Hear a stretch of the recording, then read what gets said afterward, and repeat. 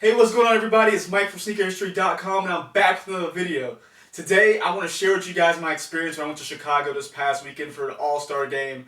I was able to meet some great people. I was able to go out and play a little basketball with the guys over at Wear Testers.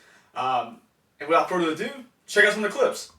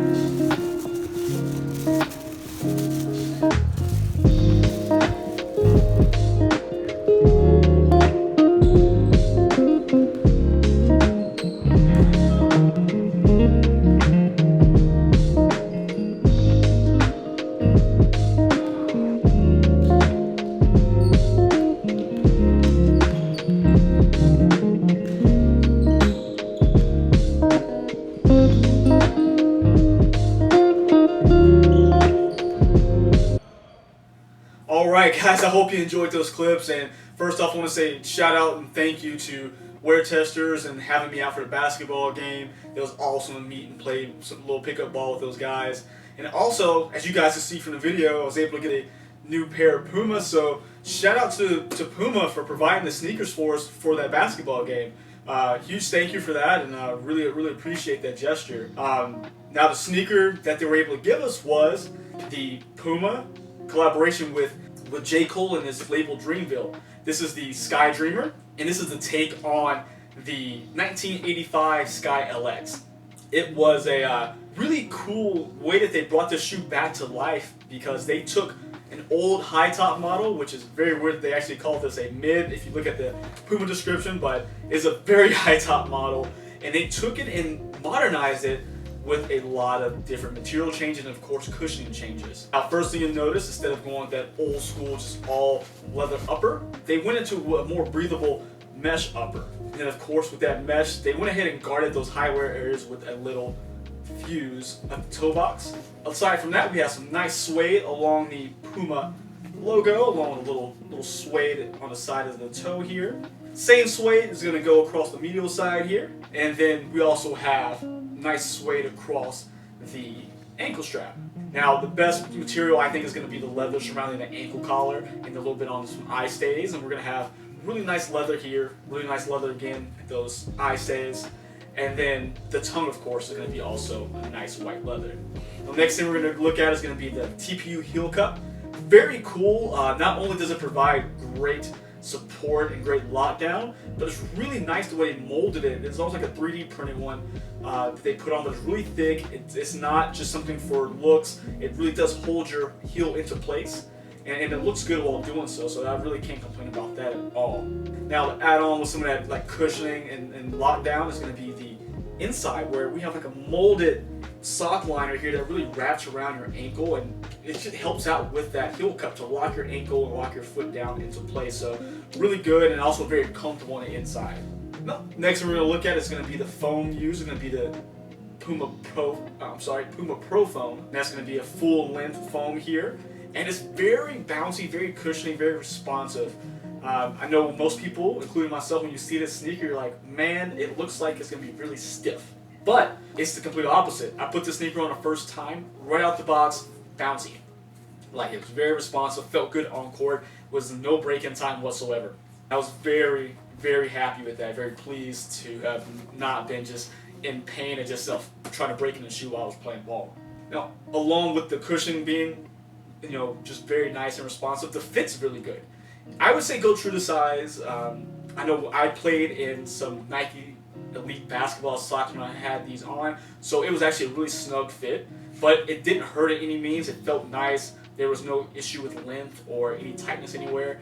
But if you just wear them casually, a normal sock is going to be even more comfortable fit because you're not going to have that tightness and thickness from a basketball sock. This is just a really great shoe, and this is just one of the Sky models in the Sky Modern collection that's been dropping. This particular one's a collaboration with J.Cole and his label, but these are some really nice sneakers, and they're doing a lot with this particular model. It looks to be one of the models that are going to be pushing pretty hard here in the near future. Now, this is not the first collaboration with Puma and J.Cole in Dreamville. There actually was a Court hardwood, or a Clyde hardwood, that came out in a black, white, and I want to say red accented colorway. Very, very nice. They had a nice leather on them as well. But Puma's doing a great job, and I can really appreciate the product they're putting on court because these retail for $130, and they are available now. And I would say this is one of the best shoes you can get for that amount of money, and probably more, because typically with a $130 shoe, you're not getting a lot of these premium materials, that nice cushion setup. You're typically getting kind of the bottom of the barrel. And that says a lot because if you guys look behind me here, there are a pair of the we have our Clyde Courts. Was the first basketball shoe that Puma came out with a year or two ago. I can't remember the exact date, but again, it was on the cheaper side in the sense of about $130, $140. These were woven material, again, a nice cushioning setup, and they took a lot of time when it came to how it feels on the inside around your ankles. So they did a lot here to make sure you're getting a quality product, and they didn't hit us over the head with the price. So I can't complain about that whatsoever, and Puma's just doing a great job. Now, if you guys are members of our Sneaker History Patreon, we just did an episode that actually talked about Puma and their probably the greatest year ever in terms of revenue, profit, and just visibility. They've done so much. They've been signing a lot of great players. They just signed Kendrick Nunn and then Derrick Jones Jr. after All-Star Weekend. And of course, they're signing other celebrity influencers to get more people involved in the sneaker. But at the same time, they haven't forgot their core audience. They still have their driving shoes, their typical Clydes, their suedes. Those are still out there, and they're still servicing everybody, not just the sneakerhead. So it's really great to see what they're doing.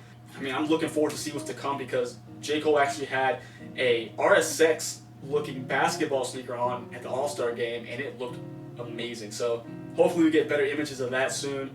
But until that time, I'm really happy with these. Again, thank you to Puma for providing us with these. Thank you for Wear Tester for having us out. And you guys, let me know in the comments below, what do you guys think about Pumas? Are you guys rocking with the basketball model? Or are you guys starting to kind of come around and just not realizing they're not just lifestyle models? Or are you guys still skeptical? Let me know. I'd love to hear from you. And while you're down there, go ahead and subscribe. Go ahead and like the video. Also follow me on Instagram and Twitter at MadWatcher789. Then from there, check out SneakerHistory.com and the Sneaker History Podcast, where we drop new episodes every Tuesday and Friday. So until next time, see ya.